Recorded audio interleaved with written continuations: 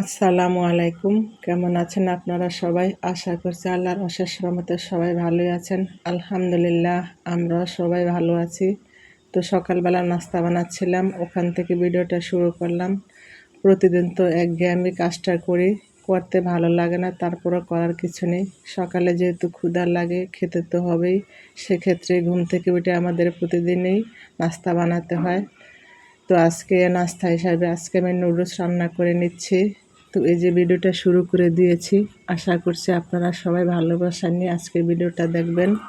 আগের দিন চিন্তা করতেছিলাম যে আর পরের দিন সকালে কি নাস্তা বানাবো, অনেক চিন্তা করে আজকে তো নুডলস নাস্তা বানাচ্ছি। আর নুডলস আমার কাছে বেশি একটা ভালো লাগে না, তারপরে কি করব, আমার ছেলে তো পছন্দ করে, ওর বাপ পছন্দ করে, যেহেতু ওরা পছন্দ করে তাই ওদের পছন্দের কথা চিন্তা করে আজকে সকালে তো নুডলস নাস্তা বানিয়ে নিচ্ছি। আগে আমি খুব পছন্দ করে নুডলস খেতাম, কিন্তু এখন বেশ একটা ভালো লাগে না, আমি খাই না। ছেলেমেয়ের পছন্দে মাঝে মাঝে রান্না করি। আর এখনকার বাচ্চারা এই সমস্ত খাবার সবাই পছন্দ করে। আর আমার কাছে সকালবেলা বেশি একটা কোনো কিছু খেতে ভালো লাগে না, তাই মনে করলাম আমি হালকা পাতলা একটু খেয়ে নেব, তারা খেতে পারলে হয়, বাপ ছেলে। যাই হোক, তো আমি নুডলসটাকে সিদ্ধ করে নিয়েছি, এখন এই তো রান্না করে নিচ্ছি। আর ভিডিওর শুরুতে আমার আপুদের কাছে রিকোয়েস্ট করে নিচ্ছে, যারা আমার ভিডিওটি দেখছেন প্লিজ ভিডিওতে লাইক দিয়ে ভিডিওটি কন্টিনিউ করুন, কারণ আপনাদের একটা লাইকে আমার ভিডিওটি অনেকের কাছে পৌঁছে দিবে। আর আমার কথার মধ্যে কোনো ভুল ত্রুটি হলে ক্ষমা করে দিবেন।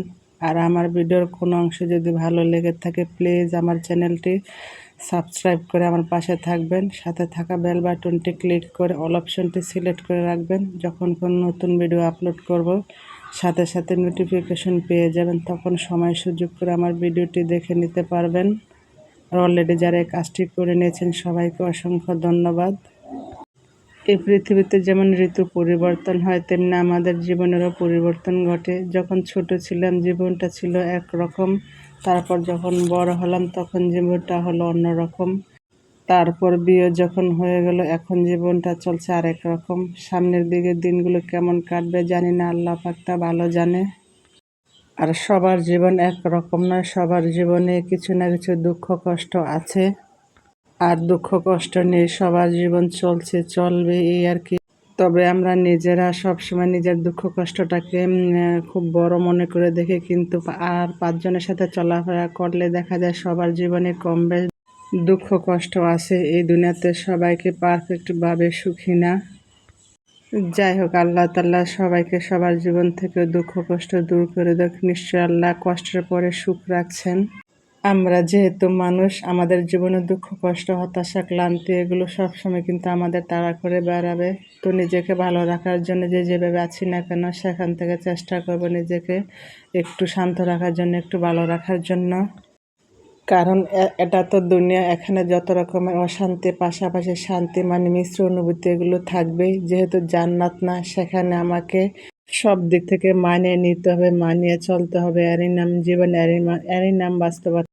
যাই হোক, কথা বলতে বলতে তো আমি সকালের নাস্তা সেরে নিচ্ছি। আমার ছেলে তার বাপ অফ ক্যামেরায় খেয়ে নিয়েছে, আর এখনই তো আমি খেয়ে নিচ্ছি, সাথে কাঁঠালও আছে। আর নুডলস আমার কাছে এমনিতে ভালো লাগে না, তারপর আবার সকালে খালি পেটে। যাই হোক, আমি একটু খেয়ে নিয়েছি, আর এখনই তো কাঁঠাল খেয়ে নিচ্ছি। এই দিয়ে হয়ে গেল এই তো আমার সকালের নাস্তা। আর কাঁঠাল খেতে আমার কাছে এখন খুবই ভালো লাগে। আগে বেশি একটা খেতাম না, এখন আমার কাছে খুবই ভালো লাগে। মাঝে মাঝে মানুষের রুচি চেঞ্জ হয়ে যায়, আজকে এই জিনিসটা ভালো লাগে, কালকে ওই জিনিসটা আবার ভালো লাগে না, এরকম আর কি। যাই হোক, আর এই তো সকালে নাস্তা সেরে নিচ্ছি, তারপরে তো সংসারের কাজে লেগে পড়েছি। এখন আমি বিছানাটাকে গুছিয়ে নিব। আর বিছানা অগোছালো থাকলে সংসার অন্য কাজ করতে আমার ভালো লাগে না। আগে আমি বিছানাটাকে গুছিয়ে পরে আবার সংসার অন্যান্য কাজে লেগে পড়ি। আর আমাদের মেয়েদের দৈনন্দিন জীবনের কাজই হলো এগুলা। কাজ করতে ভালো না লাগলে তারপর কাজ করতে হয়, আর কাজ না করলে সংসার অগোছালো থাকলে মন ভালো থাকে না। আর যদি সংসারটা গোছালো পরিপাটি থাকে তাহলে দেখতে ভালো লাগে।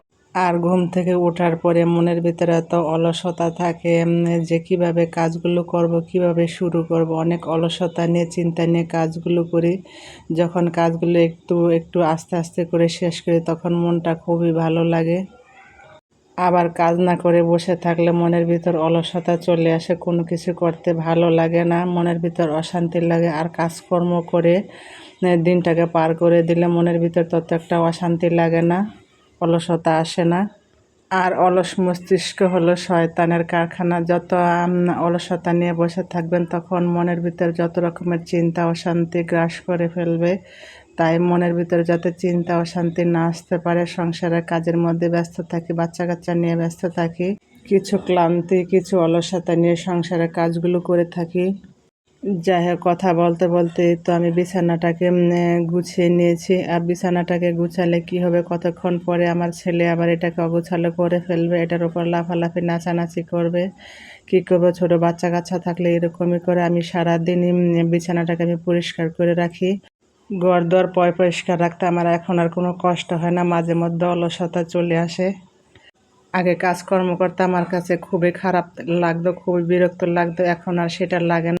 আর মানুষের বয়সের সাথে সাথে সব কিছু চেঞ্জ হয়ে যায়। আর আল্লাহ পাকের কাছে শুকরিয়া আদায় করে, আল্লাহ পাক যাতে আমাকে এত ধৈর্য শক্তি দিয়েছে, সব কিছু সামলাতে পারি সুন্দর করে। আর সব কিছু হলো আল্লাহর দেয়া নিয়ামত আর রহমত, আল্লাহর ধৈর্য না দিলে পারতাম না। যাই হোক, কথা বলতে বলতে তো আমি আটাগুলো বক্সের ভিতর করে রেখে দিচ্ছি। আর আমার ছেলে আমার সাথে বসে অনেক দুষ্টামি করতেছে, আর প্রত্যেকটা কাজে এরকম দুষ্টামি করে আমার সাথে বসে বসে। আর আমার ভিডিওটি ভালো লাগলে লাইক করবেন, কমেন্ট করবেন, শেয়ার করবেন। আপনাদের ভালো কমেন্টে কাজ করার আগ্রহ বাড়িয়ে দেয়। আর অনেক আপুরা আছেন আমার ভিডিওটি দেখেন কিন্তু ভিডিওতে লাইক দিতে ভুলে যান। প্লিজ অনুরোধ রইল, ছোট্ট করে আমার ভিডিওতে একটা লাইক দিয়ে দিবেন। আর একটা ভিডিও বানাতে খুব কষ্ট হয়, যারা ভিডিও বানান তারা তো অন্তত পক্ষে জানেন একটা সংসার সামলে, বাচ্চা কাচ্চা সামলে ইউটিউবে ভিডিও ছাড়া কতটা কষ্টের ব্যাপার। যাই হোক, আমার কষ্টের কথা বিবেচনা করে আমার পুরো ভিডিওর অংশ জুড়ে থাকবেন। দেখতে দেখতে ভালো লেগে যেতে পারে, বা আর ভালো লাগা থেকে ভালোবাসা সৃষ্টি হয়ে যেতে পারে। যাই হোক, কথা বলতে বলতেই তো আমি দুপুরে রান্না বান্না শুরু করে দিয়েছি। আর আজকে আমি মাছ দিয়ে কাঁকরোল দিয়ে রান্না করে নেব, আর ডাল রান্না করে নিয়েছি। আর কাঁকরোল দিয়ে মাছ দিয়ে রান্না করার পর আজকে তরকারিটা খুবই মজা হয়েছে। আর কাঁকরোল আমি বেশিরভাগ মাছ দিয়ে রান্না করি না, ভাজি করে নিই। তাই আজকে আমি ভাবলাম যে আজকে কাঁকরোল দিয়ে রান্না করব, সাথে কাঁকরোলগুলোকেও মাছের মতো করে ভেজে নিয়েছি। আর তরকারিটা আজকে খুবই মজা হয়েছে। আর আমি মাঝে মধ্যে মনে যেরকম চাই ঠিক সেরকমই রান্না করি, রান্না করার পর আবার ঠিকই খেতে মজা হয়। আর আমি প্রতিদিন যা করি তাই আপনাদের মাঝে শেয়ার করার চেষ্টা করি। হয়তো আপনারা ঘুরে ফিরে একই কাজ দেখেন, কারো যদি বিরক্ত লাগে আসলে আমার কিছু বলার নেই। যাদের আমার ভিডিও ভালো লাগবে তারাই আমার ভিডিও ভালোবেসে দেখবেন। যারা আমার ভিডিও দেখবেন আপনাদের কাছে অনুরোধ করছি, প্লিজ পুরো ভিডিওটা জুড়ে থাকার চেষ্টা করবেন। কারণ আমার জায়গা থেকে আমি কী পরিমাণ কষ্ট করি তা আমি জানি। একটা ভিডিও বানাতে খুব কষ্ট হয়, তাই আমার কষ্টের কথা বিবেচনা করে আমার পুরো ভিডিওর অংশ জুড়ে থাকবেন। আর ছোট্ট এই জীবনে ভালো থাকার জন্য কত চেষ্টা করে যাচ্ছে, জানি না আল্লাহ পাক কপালে কী কী রেখেছে। আসলে বাস্তবতা খুবই একটা কঠিন জিনিস। জীবনের এই পর্যায়ে এসে বাস্তবতাকে খুব কাছ থেকে দেখেছি, বুঝতে শিখেছি। যাই হোক, কথা বলতে বলতে আমি তরকারিটাকে কষিয়ে নিচ্ছি। আর আমার কথার মধ্যে কতটা ভুল হয়েছে কি ভালো হয়েছে তা জানি না। আর নিজের ভুল নিজের কাছে ধরা যায় না, অন্যের চোখে ধরা পড়ে। কথার মধ্যে কোনো ভুল ত্রুটি হলে ক্ষমা করে দিবেন। আর যতই অসুস্থ থাকি না কেন, যতই মন খারাপ থাকুক না কেন, সংসারের কাজকর্ম রান্না বান্না কোনো কিছুই থেমে থাকে না।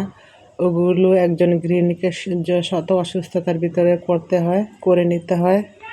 আর আমরা মেয়েরা হাজারো ফেস করে থেকে, হাজারো কষ্ট সহ্য করে, হাজারো অপমান সহ্য করে সন্তানের হাসি মুখ দেখার জন্য সংসারে টিকে থাকি। যদি এই সন্তান প্রতিটি গৃহিণীর বা প্রতিটি নারীর যদি সন্তান না থাকতো, তাহলে আমার মনে হয় না সংসারকে কেউ আঁকড়ে ধরে থাকতো। কারণ প্রতিটি মানুষ তার নিজের লাইফ নিয়ে ব্যস্ত থাকতো। কিন্তু একদিকে হচ্ছে সন্তানদের ভালোবাসা, আর একদিকে হচ্ছে সংসারের মায়া, যার কারণে হচ্ছে হাজার অপমান হওয়ার পরেও সংসার ছেড়ে কোথাও যেতে পারে না। আর এটাই হলো আমাদের নারীদের জীবন। যাই হোক, কথা বলতে বলতে তো তরকারির মধ্যে আমি ঝোল দিয়ে মাছগুলো দিয়ে নিয়েছি। আর এখন আমি তরকারিটাকে নামিয়ে নিব। আর এই তরকারিটা দিয়ে আমার ছোট ছেলে মাশাআল্লাহ খুব মজা করে খেয়েছে। আর আমার বড় ছেলে কিন্তু এই তরকারি দিয়ে জীবনও খেত না। ওই শুধু মাছ ভাজি খেতে পছন্দ করে, সবজি বেশি একটা খেতে পছন্দ করে না। আর আমার ছোট ছেলেকে দিয়ে মাশাআল্লাহ আমি সব কিছু খাওয়ার অভ্যাস করে নিচ্ছি।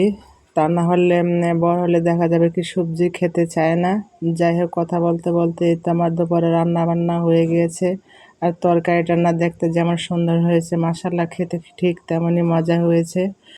যাই হোক, এটা হলো এর পরের দিনের বিকালের ভিডিও। আমার ছেলেকে নিয়ে একটু মাঠে বাইর হয়েছে ঘোরাঘুরি করার জন্য। আর বিকাল হলে আমার ছেলে বাসায় থাকতে চায় না, খালি বাইরে যেতে চায়, ঘোরাঘুরি করতে চায়।